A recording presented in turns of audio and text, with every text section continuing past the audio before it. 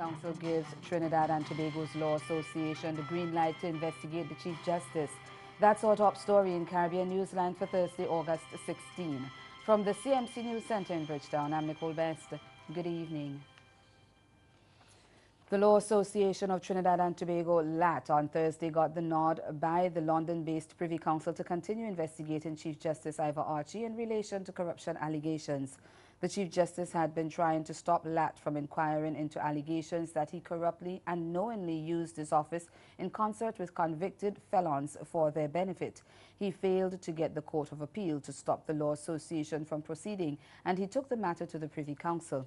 But in its 16-page judgment, the Privy Council, which is still Trinidad and Tobago's final appeal court, agreed with the Court of Appeal that LAT's investigation cannot be equated with a judicial or quasi-judicial determination of legal rights and liabilities to which the conventional rules of natural justice apply. Archie had been facing mounting criticism over his close friendship with Dylan Johnson, who was described in the Privy Council's unanimous judgment as a convicted felon. Media reports had linked Archie to discussing security arrangements for judges with Johnson.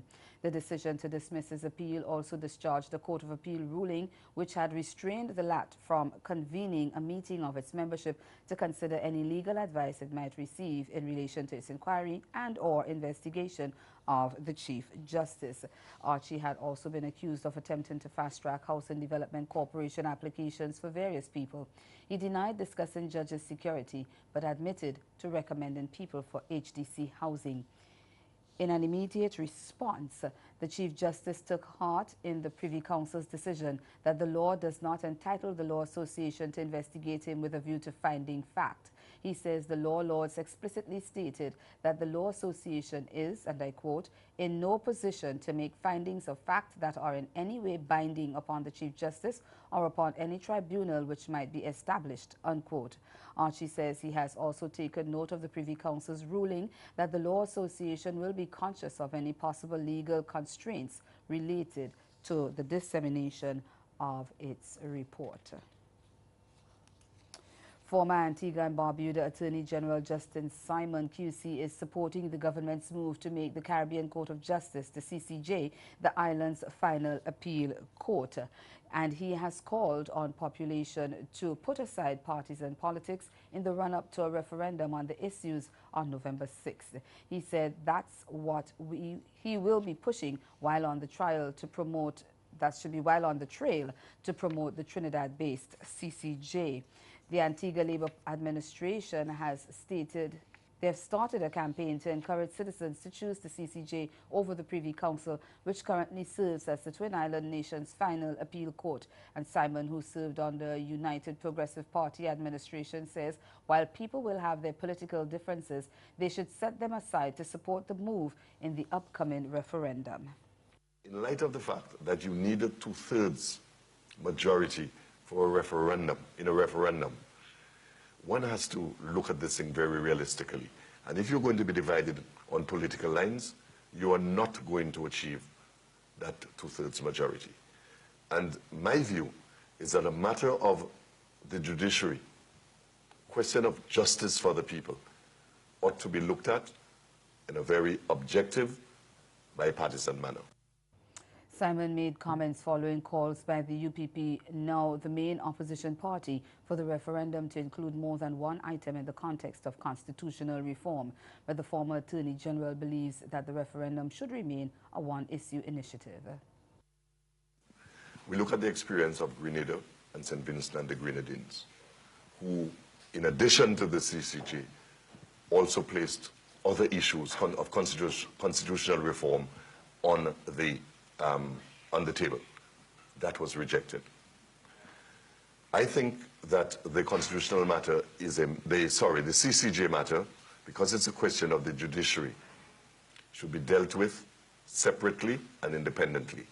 We ought not to allow political, how should I put it, politics or considerations to get in the way of the CCJ. Jamaica's Prime Minister Andrew Holness says there should be an investigation into cases of people being granted gun permits after their applications to the Firearm Licensing Authority were rejected. This comes in the wake of calls from the parliamentary opposition for an audit of 29 cases in which Holness's former National Security Minister Robert Montague overruled the decision of the agency to reject applications. TVJ's Andrea Chisholm has that story. Under the Firearms Act, a National Security Minister is allowed to overrule the FLA's review board. That happened 29 times during appeals from March 2016 to April 2018, fueling calls for an audit. Prime Minister Andrew Holness has taken note. What has come to my attention in my discussion with the current Minister of National Security is that there have been cases stretching back 4 years, 5 years, of ministerial discretion being used to give firearm licenses to persons who were previously refused. And I believe all those cases should be investigated. No timeline for those investigations, but the Prime Minister says he has spoken to current National Security Minister Dr. Horace Chang and will also be speaking to the Police Commissioner. So why did person A get the license? The information on that specific case as well as others should be provided soon. Then after discussion with the Cabinet, we will take a decision, which is likely to be that all these cases should be investigated and there should be transparency and the public should know what are the reasons behind the use of ministerial discretion in that way, and indeed who are the persons who are involved. It's back to the negotiation table for the Guyana Teachers Union, the GTU, and the Ministry of Education, as the government tries to avert strike action by the educators. The GTU has been pushing for a 40% salary increase for teachers in a multi-year deal. The government made a counter-proposal for one lump sum to go towards an across-the-board increase. Education Minister Nicolette Henry says the government is committed to giving teachers their salary increases and is willing to continue the negotiations. But the GTU says government would have to present a proper proposal to be taken seriously. They say only that may be able to change the minds of the teachers who are preparing to start strike action just before schools reopen. And although the government cannot stop teachers from striking, the Education Minister is appealing to them not to go that route, since the children would be the ones directly affected. We get more in this HGP Nightly News report. The Guyana Teachers Union Mark Light, in an exclusive interview with Nightly News, explained that while an upcoming industrial strike could have an adverse effect when school reopens in September, the union is still open to meaningful discussion. Mr. Light told Nightly News that a meeting between the GTU and the Ministry of Education is scheduled for Thursday, but this will only happen if the ministry responds favorably to their requests for an update on the high-level task force report and a new offer for salary increases. Yesterday afternoon, we received, belatedly, some minutes before, we received a letter from the Minister of Education asking for the continuation of talks. As far as we were concerned, the counter-proposal that was placed before us was what government was willing to offer. And on the 9th, that discussion ended. So there wasn't any plan for a continued discussion, contrary to what was released in the media. The GTU president further noted that the Ministry of Education and the government were given prior notice of the strike action as stipulated. Mr. Light hinted that the industrial action could continue into the start of the new school term. If your demands are not met, how long will this strike action last? Will it be 1 week, 1 day? Well, for now, we have indicated that we intend to start in the pre-term, which commences on the 27th, and I can guarantee you it will go into the new term. As to when it is going to be averted or come to an end, I can't say at this time, but we are prepared to go the long haul, because our teachers are really dissatisfied with the manner in which they have been treated, and many of them are prepared to make the sacrifice. He stated that the plight of many teachers are being ignored by the Ministry of Education and the current administration, who have been in discussion with the union since 2015. He stated that with the current salary of teachers, the reality is that teachers' remuneration is deplorable. Many of them, they can hardly survive. They have to do odd jobs to make ends meet, to send their children to school. You're aware of the lesson syndrome. Many of them are drawn into that because they need the extra money. We've even had teachers selling in the marketplaces just to make ends meet. So it's a situation where teachers really need additional finances to take care of their needs, because what is being offered presently is not a livable wage to our salary to our teachers. And still to come in Caribbean Newsline, where the experts monitor in a system a few hundred miles off the Windward Islands that could develop further. Stay with us. There's more news after the break.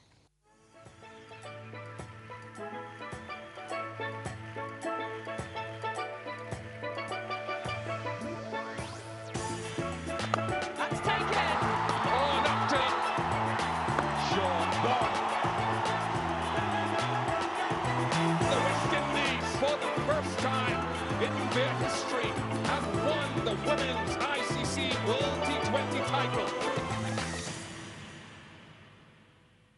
And fall, Brilliant Barbados is offering you hotel discounts of up to 40% off regular rates when you book through Expedia before October 31st, 2018. Discover our Dine Around program specials at participating restaurants across the island, starting from US $50 per person on 3-course meals.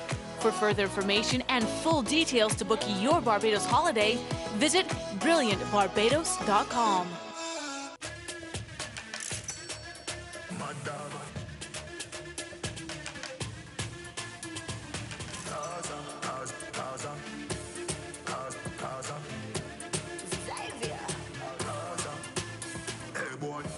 Run son of a son, chocolate, dancing dynamite. First on stage, we bring to you, go next cars.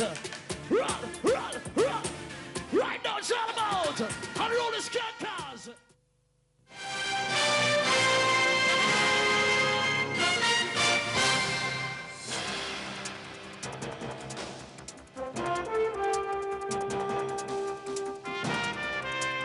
Weather officials are monitoring a large area of disorganized showers and thunderstorms about 700 miles east-southeast of the Windward Islands. The National Hurricane Center says it's associated with a tropical wave and some development is possible over the next couple days. The system is moving west-northwestward at around 15 miles per hour towards the Windward Islands, but the Hurricane Center expects that by late Saturday, unfavorable environmental conditions should limit the chances for additional development while the system moves over the eastern Caribbean Sea. Even so, the system is still likely to bring locally heavy rainfall to portions of the Lesser Antilles on Friday and Saturday. Secretary General of the African, Caribbean and Pacific Group, Dr. Patrick Gomes, says he's optimistic about the outcome of negotiations with the European Union for a new accord to replace the Cotonou Agreement. He tells CMC News there are grounds for that optimism. Both in terms of our negotiating mandate and what the European Commission has put forward as their negotiating directives, we speak of the acquis. We speak of what are the achievements we're going to build on, and at the same time be innovative, but come up against some difficult problems. Difficult problems in relation, let us say, to migration. Difficult problems also that relate to peace and security. But we have convergence, and the framework within which these negotiations will go forward will be the Sustainable Development Goals. Where can we find a common understanding to deal with gender equality? They will have variation and differences in terms of Africa, the Caribbean, and for Europe. But at the same time, what are the commonalities will have to be strengthened. The agreement, regarded as the most comprehensive partnership agreement between developing countries and the EU, expires in 2020. Dr. Gomes says making sure there is policy coherence for development would be just as important as dealing with the difficult issues such as migration. The treaty was first signed in June 2000 and the negotiations are due to begin on October 1st. Head of the RGR Gleaner Group in Jamaica, Gary Allen, maintains his position as president of the Caribbean Broadcasting Union, the CBU. Amalia May of Great Belize Productions is vice president. The other 7 directors include Victor Torres of Instituto Cubano de Radio y Televisión, Anthony Shaw, Starcom Network, Kelise Devu Isaac, the Broadcasting Corporation of the Bahamas, Bernard Panton, Direct TV Caribbean, Enrico Wolford, NCN Guyana, Keith Campbell, PBC Jamaica, and Emiliana Bernard, Teleisla Colombia. The CBU just wrapped up its 48th Annual General Assembly in Jamaica under the theme Building Resilience to Climate Change, Business Technology and Content Options for the Caribbean Media. Next year's General Assembly will be held in San Andres Islands, Colombia. And ahead in Newsline Sport, Jamaica Tallawahs record a third straight win in the CPL with victory over the St. Kitts and Nevis Patriots. Stay with us, sport is next. This hurricane tip comes to you compliments the Caribbean Disaster Emergency Management Agency and the Caribbean Media Corporation. Be prepared. After a hurricane, get medical attention for injured persons as soon as it's safe to do so.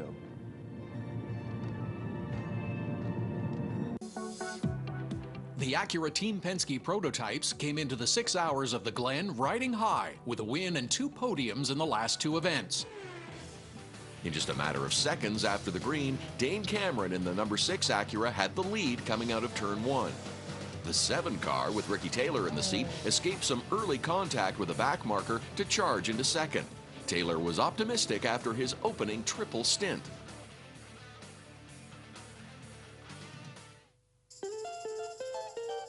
Dominica's World Creole Music Festival in 2018, October 26, 27, 28 at the Windsor Park Stadium in the capital city, Roseau. 3 nights, over 8 genres, 40 years of independence, 1 location, Dominica, the 20th edition of Dominica's World Creole Music Festival. For more information, like our Facebook page, Dominica Festivals. Visit our website, www.dominicafestivals.com for all travel, accommodation, and ticketing details. My love, my home, my Dominica. Building a resilient nation. See you there! Proudly sponsored by the Government of Dominica and Discover Dominica Authority.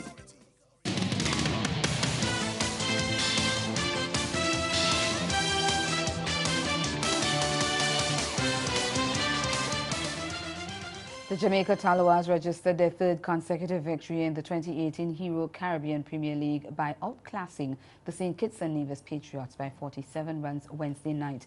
Led by an unbeaten half-century from Ross Taylor, the Tallawahs posted a competitive 178 for 4 in their 20 overs and then used a stifling bowling performance to limit the Patriots to just 131 for 9.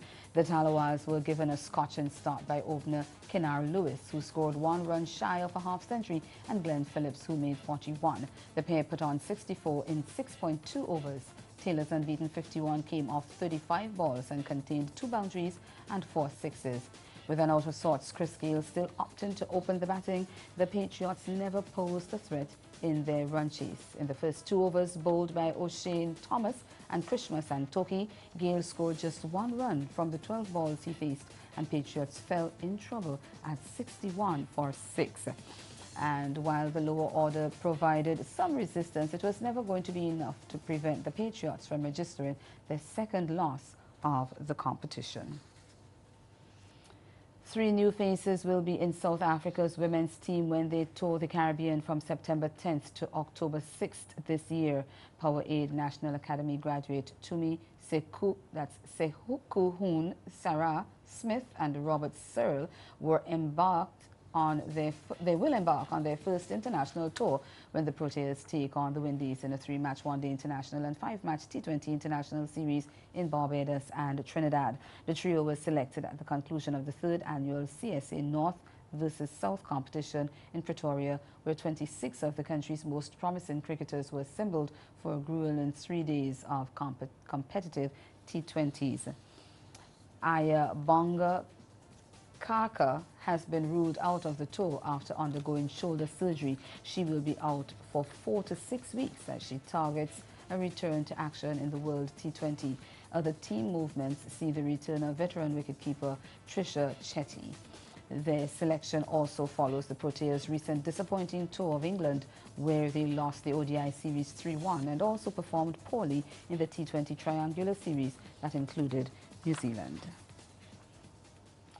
Staying with cricket, West Indies opening batsman Craig Brathwaite has signed a deal to play for Nottinghamshire in the Specsavers County Championship run-in. Brathwaite will go straight into the squad for Sunday's away match against Hampshire and will also face Surrey at the Kia Oval before consecutive home games against Yorkshire, Essex and Somerset at Trent Bridge. The 25-year-old opener has played 49 tests, amassing 3,263 runs at an average of 37.94, including a high score of 212 against Bangladesh. Brathwaite said, and I quote, "I'm excited about going at this great club, and hopefully I can help the side push for the championship title in the run-in. Being able to call Trent Bridge home for a few weeks will be a great feeling, and I'll be looking to give my best for the team across the final 5 games." End of quote. He said he enjoyed playing in England last summer, scoring 134 and 95 in the West Indies' thrilling test victory at Headingley.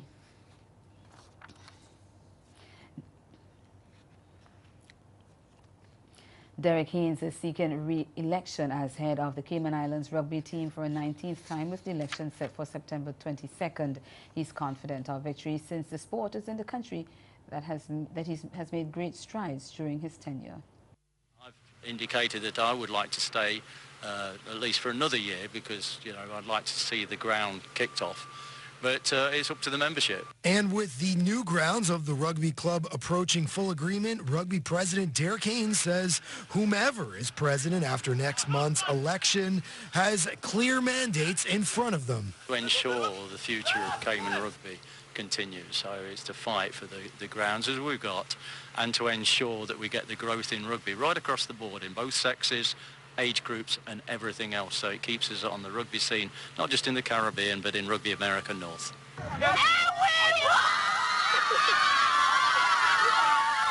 And Haynes says 2018 was highlighted by success across the board. I think really the growth again of the female section, the under-19s as well, really perform well. They're a very young, energetic side and skillful. Now the seniors have done well, you know, they beat Bermuda. But the men's national 15's biggest challenge is still to come as they're set to face the winner of Guyana and Mexico at this month's Rugby America's Challenge in Colombia starting August 26th. Both tough cookies. We've got with a home game for us. I know we're capable of beating both of those sides. And a win would mark the program's highest achievement, putting Cayman into the 2019 Rugby America's Challenge against its toughest competition yet. Now, to get up to the Canadians and the US, that's a quantum leap. But it's a great thing to be able to get into the upper echelon because we rely on, obviously, sponsorship in order to keep, you know, the union going. A union he says he wants to lead once again. If the membership wish me to stay, I will, and I will put as much energy into it as I have done. And if they don't, then I'll support whoever gets voted in, of course. Switching sport now, St. Lucian high jumper Laverne Spencer is training her sights on the 2 major meets next year after clinching her 3rd title of the year with gold at the North American Caribbean. That's Central American and Caribbean Championships last weekend. The 34-year-old cleared a mark of 1.91 meters at the Varsity Stadium in Toronto to repeat as champion for the 3rd straight time and extend her excellent recent form. Spencer's mark equaled her own meet record set 4 years ago in San Jose, Costa Rica. Only last week in Colombia, Spencer won gold at the Central American and Caribbean Games, following up her win at the Commonwealth Games in Australia earlier this year. On her last trip to Canada 3 years ago, Spencer won gold at the Pan American Games. And finally, in horse racing, Bajan jockey Christopher Husbands landed his 10th win of the Woodbine season last night to keep the Barbados flag flying high. The midweek card also had another Barbadian flavour as Neil Gill made a guest call in the 6th race, but Husbands took the 5th race with Egyptian Dancer by 2 lengths in 59.94 seconds, the lone success for regional riders on the 8th race card. The win raised his modest season's earnings to $341,350. Woodbine's Robert Jeller has the call. Romantic Bliss followed by Super Spice. Unusual Times deep on the track. Going to mid-pack as Summersby gets a rails run. And last, Egyptian Dancer. Holy Deja Vu on the outside. And on the rails, Commission Angel, the top two. They go head-to-head as they go inside the 3/8. A length away into third spot is Romantic Bliss, and Summersby drives up the rail. Behind them, Courageous Lady, Unusual Time. Still well behind them, Super Spice. Egyptian Dancer last. And they turn with Commission Angel the inside. And in the center, coming right through, is Summersby. And on the outside, Holy Deja Vu. Summersby, Holy Deja Vu go on in front. And running on Egyptian Dancer right down the extreme outside, and is coming after them with every stride. Holy Deja Vu tackled by Egyptian Dancer, and what a great stretch finish by Egyptian Dancer and Christopher Husbands, 2 lengths. Holy Deja Vu second, a show photo, Commission Angel, and on the outside. And that's the sport. We'll be right back. Caribbean Newsline is brought to you by the Barbados Tourism Marketing Inc.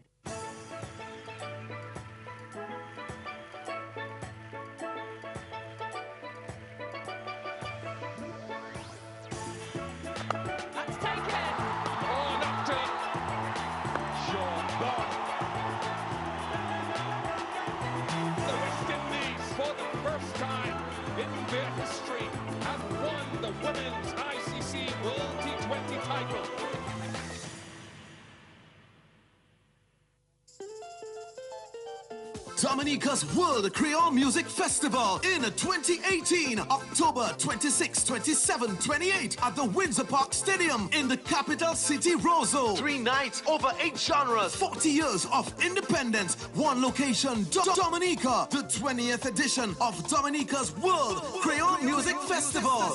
For more information, like our Facebook page, Dominica Festivals. Visit our website, www.dominicafestivals.com for all travel, accommodation, and ticketing details. My love, my home, my Dominica. Building a resilient nation. See you there! Proudly sponsored by the Government of Dominica and Discover Dominica Authority.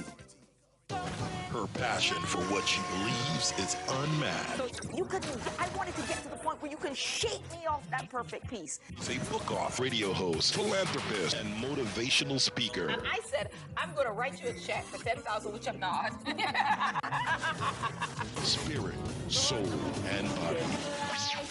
To get them some help through the transition. I'm Karita D, and you're listening to Girlfriend Get a Life.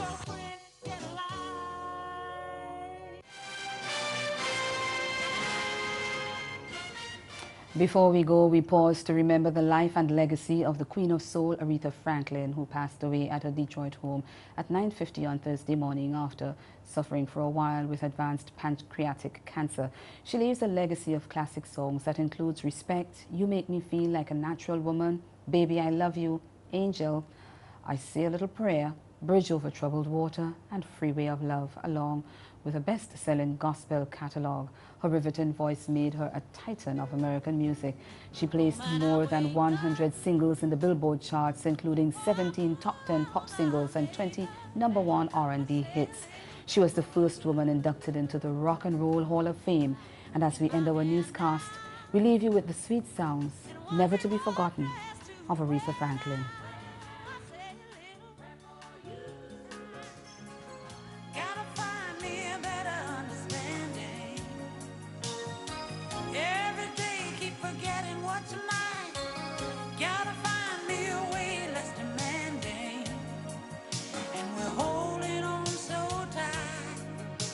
Together